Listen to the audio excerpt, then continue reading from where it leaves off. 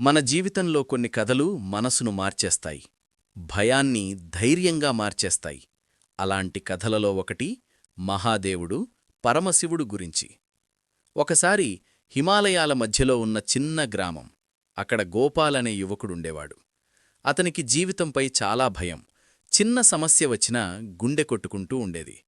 నేనేం చెయ్యలేను అని ఎప్పుడూ అనుకునేవాడు. ఒకరోజు అతని గ్రామంలో ఒక పెద్ద కష్టకాలం వచ్చింది. ఎండలు, పంటలు లేకపోవడం, అందరూ భయపడుతున్నారు. గోపాలైతే మరింత భయంతో ఉండిపోయాడు. ఆ సమయంలో గ్రామానికొక వృద్ధ సన్యాసి వచ్చాడు. అతని కళ్లలో ఒక శాంతి, ఒక శక్తి కనిపించింది. గోపాల్ దగ్గరకు వెళ్ళి అడిగాడు, స్వామీ, నాకు చాలా భయం. నా జీవితం ఎందుకిలా ఉంది? సన్యాసి చిరునవ్వుతో అన్నాడు, భయం బయట ఉండదు, అది నీలోనే ఉంటుంది. దాన్ని జయించడానికి ఒక మార్గముంది. శివుడిని ఆశ్రయించు. అతను గోపాల్కి ఒక చిన్న మంత్రం చెప్పాడు. ఓం నమఃశివాయ. ఈ మంత్రాన్ని ప్రతిరోజూ నమ్మకంతో జపించు. శివుడు నీలోని భయాన్ని తీసేస్తాడు అన్నాడు. మొదట గోపాల్కి నమ్మకం రాలేదు.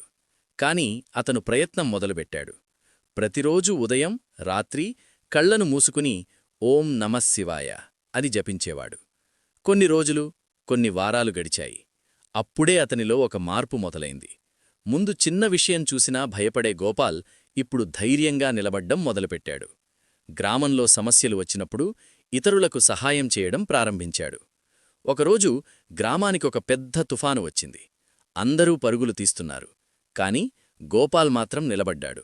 నేను భయపడను, శివుడు నాతో ఉన్నాడు అని అన్నాడు. ఆ రోజు అతను గ్రామాన్ని రక్షించడానికి ముందుకు వచ్చాడు. ఇతరులను సేఫ్గా తీసుకెళ్లాడు. అందరూ ఆశ్చర్యపోయారు. ఇతనేనా ఆ భయపడే గోపాల్ అని. ఆ రాత్రి గోపాల్ ఒక కల చూశాడు. ఆ కలలో ఒక ప్రకాశం. ఆ ప్రకాశం మధ్యలో జటాజూటం, గంగా, చంద్రుడు ఉన్న మహాదేవుడు కనిపించాడు. శివుడు చిరునవ్వుతో అన్నాడు, నువ్వు నన్ను బయట వెతికావు, కాని నేను ఎప్పుడూ నీలోనే ఉన్నాను. నీ భయం పోయిందెందుకంటే నువ్వు నిన్ను నమ్మడం నేర్చుకున్నావు. గోపాల్ కన్నీళ్లతో నమస్కరించాడు.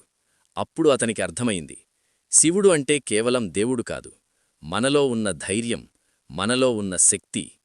మన జీవితంలో కూడా భయాలు ఉంటాయి, సమస్యలు వస్తాయి.